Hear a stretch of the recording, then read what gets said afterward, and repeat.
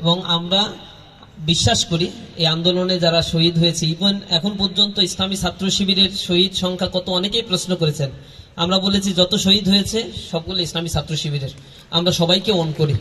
ইসলামী ছাত্র শিবির যদি 20 জন 50 জন 100-150 জন নিয়ে চলে যায় এই 2000-এর মধ্যে, বাকিরা নিল 150, বাকিরা 150, এরপরে যে বাকি যে 600-700 থাকবে এরা কার ঘরে যাবে? ইসলামী ছাত্র শিবির এই জন্য সবাইকেই নিয়ে নিয়েছে। আমাদের অবদান না, আমাদের অ্যাফিলিয়েশন বলবো। আমরা শুরু থেকেই ঢাকা বিশ্ববিদ্যালয়ে, আপনারা জানেন আমাদের যারা দায়িত্বে ছিল তারা যুক্ত ছিল। এবং মানে একটা জায়গায় শুধু বলি, যখন 17 তারিখে ইন্টারনেট ব্ল্যাক আউট করে দেওয়া হলো, তখন সারা দেশের আন্দোলনগুলো কিভাবে অর্গানাইজ হবে, সারা দেশে যেভাবে গ্রেপ্তার করা হচ্ছে, তাদেরকে থানায় মুভ করানো, কোর্টে উঠানো, তাদের মামলাগুলো দেখা, বা আহত হচ্ছে তাদের চিকিৎসা সেবা প্রদান করার এই দায়িত্ব দেওয়ার জন্য অর্গানাইজ কোনো ফোর্স সারা বাংলাদেশের কোথাও কাজ করেনি। আর কেন্দ্রের বা ঢাকা থেকে যারা কর্মসূচি দিত তাদের পক্ষে এটা কখনোই পসিবল ছিল না যে সারা দেশের সাথে এই কমিউনিকেশনটা মেনটেন করা। সমন্বয়কদের যখন গ্রেপ্তার করা হয়ে গিয়েছিল প্রথম লেয়ারে, 8 দফা দাবি যেটা উত্থাপন করা হয়েছিল এবং তারা মেনে নিয়েছিল, তখন আমরা বলেছিলাম যে এটা জোর করে মানানো হয়েছে। আমরা নিজেরা স্টেটমেন্ট দিয়ে এরপরে 9 দফা দাবির সাথে আমরা অংশীজনদের সাথে আলাপ আলোচনা করে 9 দফা দাবি প্রণয়ন করেছি এবং বলেছি এইটাই হচ্ছে মূল দাবি, আগের 8 দফা বাদ।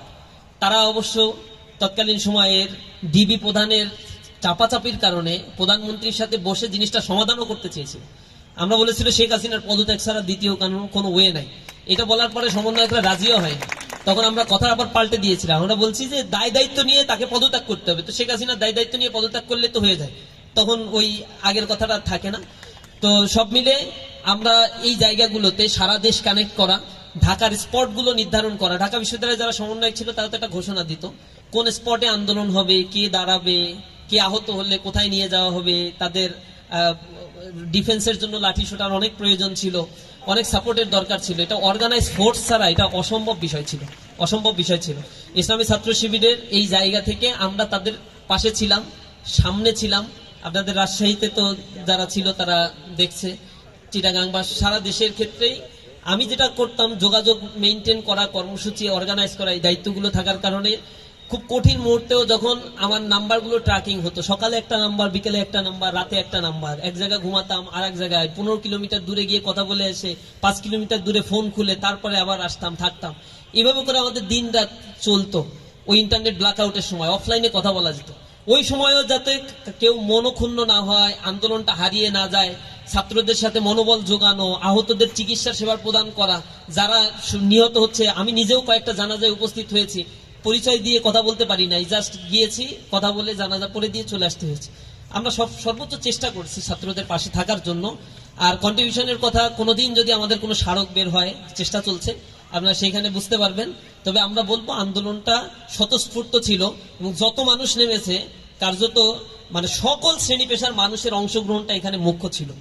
তো আল্লাহ রাব্বুল আলামিন আমাদেরকে ফ্যাসিবাদ মুক্ত করেছেন, এটাই আল্লাহর কাছে আমরা দোয়া করি, সামনের বাংলাদেশটা যেন তারুণ্য গড়ে তুলতে পারে। আল্লাহ আমাদের তৌফিক দিন। এটার সাথে একটা সম্পর্ক কোশ্চেন আছে, আমার মনে হয় যে অনেকেরই এটা একটা জানার আগ্রহ আছে যে সারা দেশে প্রচুর আলোচনা হয়েছে এটা নিয়ে যে 153 জন সমন্বয়কের মধ্যে 138 জন শিবিরে, আসলে কি এমনটা না? বিষয়টা আমরা কতজন কি এগুলো তো বলি না, আমরা বলছি এখানে কোনো রাজনৈতিক আইডেন্টিটি নিয়ে যেহেতু সমন্বয়ক হয়নি কেউ, সুতরাং এখন কাউকে সমন্বয়ক বলে দাবি করা এবং এতজনের মধ্যে এতজন, এটাও খুবই বাজে একটা মানে মানসিকতার পরিচয় বা ছোট মানসিকতার পরিচয় মনে করছি। এই কারণে যা ছিল, এখন মানুষ দেখছে, স্বাভাবিকভাবেই আমরা আমাদের কার্যক্রম পরিচালনা করছি। তখন প্রয়োজনের তাগিদে ইসলামী ছাত্র শিবির পাশে ছিল। আবার দেশের যদি প্রয়োজন হয় ঐক্যবদ্ধ হয়ে আন্দোলন করার সব সাপোর্ট দেবে। এর আগে নিরাপদ সড়ক আন্দোলন, এর আগে কোটা আন্দোলন, নুর সাহেবও হয়তো বলবে যে তাকে কে হেল্প করেছে। তার আগেও যত আন্দোলন ছিল, শেখ হাসিনা হয়তো ছাত্র শিবিরকে পেলে গুলি করে মারতো, কিন্তু এই পরিচয়টা দিতে পারতাম না, কিন্তু শরীরে তো রক্ত ছিল, অন্যায়ের বিরুদ্ধে কথা বলতে আমরা রাস্তায় থাকতাম। 23 জন ছাত্রলীগ থাকবে, এটা তো হয় না ভাই। আমাদের কমিটিগুলো 1977 সালে প্রতিষ্ঠার পর থেকে কোনোদিনই কোনো কমিটি এইভাবে প্রকাশ করা হয়নি। যার যা দায়িত্ব, আমাদের 180 সদস্য বিশিষ্ট কোনো কমিটি হয় না, দায়িত্ব যার 15-20 জন, এতটুকুই। এর বাইরে নিচের দিকে অর্গানিক পদ্ধতিতে সংগঠন পরিচালিত।